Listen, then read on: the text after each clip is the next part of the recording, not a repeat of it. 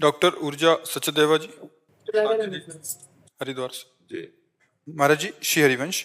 महाराज जी, हम सबका जन्म हरि नाम जपने के लिए हुआ है, परंतु हमें अक्सर ऐसा महसूस होता है कि कुछ और भी कारण अवश्य होगा। उस कारण को कैसे ढूंढें? मेरी जिंदगी का पर्पस क्या है? केवल जगना है बस। स्वप्न का जो दुख सुख है वो केवल जगने से जाएगा। ना आप स्त्री हो, न यहाँ कोई पुरुष है, न यहाँ कोई कर्तव्य है। स्वप्न का कोई कर्तव्य होता है क्या? बड़ा मेहनत किया स्वप्न में, जगे तब सब झूठा हुआ ना।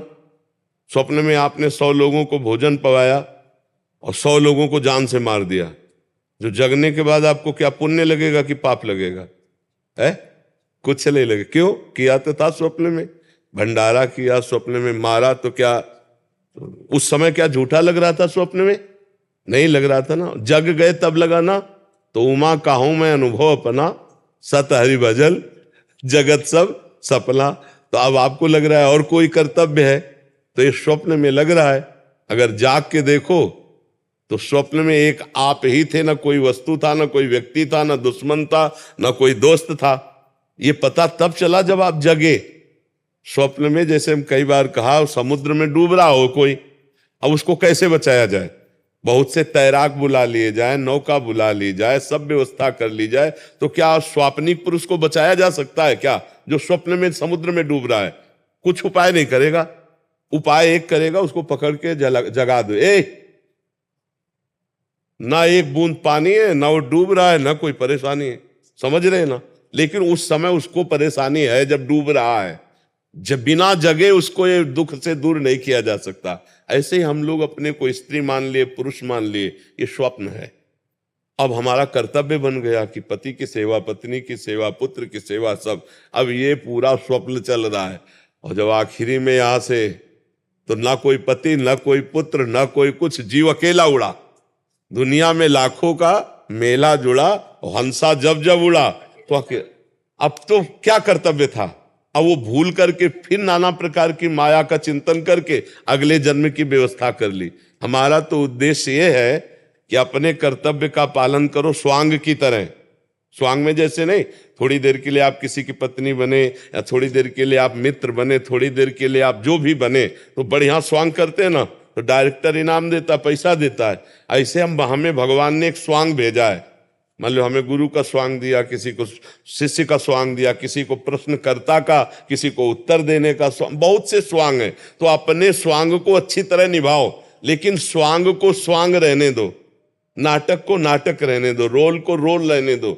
अगर आप जो 1 घंटा किसी की पत्नी बनी स्वांग में, और इसके पीछे, तो आप उससे यही कहो कि मर्यादा में रहना। ऐसे ही ये 60-70 वर्ष 50 वर्ष का स्वांग मिला है, पिता का, पुत्र का, पत्नी का, माता का, अलग अलग। हमको इस स्वांग में कमी नहीं रहने देना। जो स्वांग है उसको यथावत करना है, पर यह ध्यान रखना है, स्वांग करने वाले को याद रहता है कि मैं ये सब कुछ नहीं हूं, मैं कुछ और हूं, केवल थोड़ी देर मंच पर मैं कर रहा हूं। तो जगन नाटक वैभवा, इस संसार रूपी मंच में हमें जो स्वांग मिला है वो हम करें, पर हम ये याद रखें कि मैं स्वांग नहीं हूं, मैं सत्य सच्चिदानंद का स्वरूप हूं, न स्त्री हूं न पुरुष हूं। पर अब ये बिना जाने अगर स्वांग में फंस गए तो अगला स्वांग तैयार है। वो चाहे सुअर का मिले, कुत्ता का मिले, गधा का मिले, कौन योन में जाना पड़े। और अगर जान गए अपने आप को, बढ़िया स्वांग किया, 2 बातें, स्वांग बढ़िया और अपने को याद रखा कि मैं ये नहीं हूं, तो डायरेक्टर जो है परमात्मा, वो इस तुम्हें स्वांग से हटा देगा और अपनी लीला में, दिव्य लीला में सम्मिलित कर लेगा, अपने स्वरूप में समाहित कर लेगा। हमारा जन्म हुआ है अपने को जगाने के लिए, अपने को जानने के लिए, अपने को पाने के लिए। हम पराये में फंसे हैं। ये शरीर अपना नहीं है, ये मन अपना नहीं है, ये इंद्रिया अपना नहीं है, जगत के संबंध अपने नहीं। हमारा पूरा जीवन पराये पे जा रहा है, अपने पे नहीं।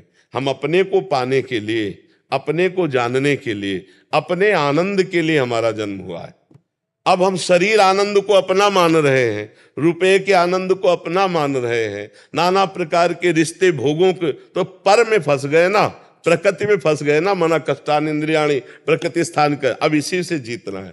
अब मन की देखो तो ये बहुत चाहते हैं, सबसे बड़ी चाहत है कि कोई हमें प्यार करे, सब जीव में, पशु पक्षी में, सबके अंदर, क्योंकि भगवत अंश है ना, तो प्रेम स्वरूप है ना, तो लगता है कोई मुझे प्यार करे।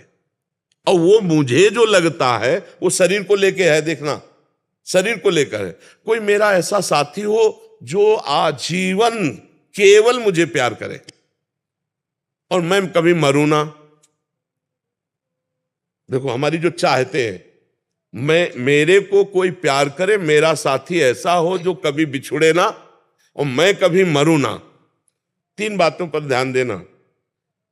जो जिस डिपार्टमेंट में जहां है वो सबसे बड़ा बनना चाहता है, यही भगवान का स्वरूप है, क्योंकि सबसे बड़े भगवान है।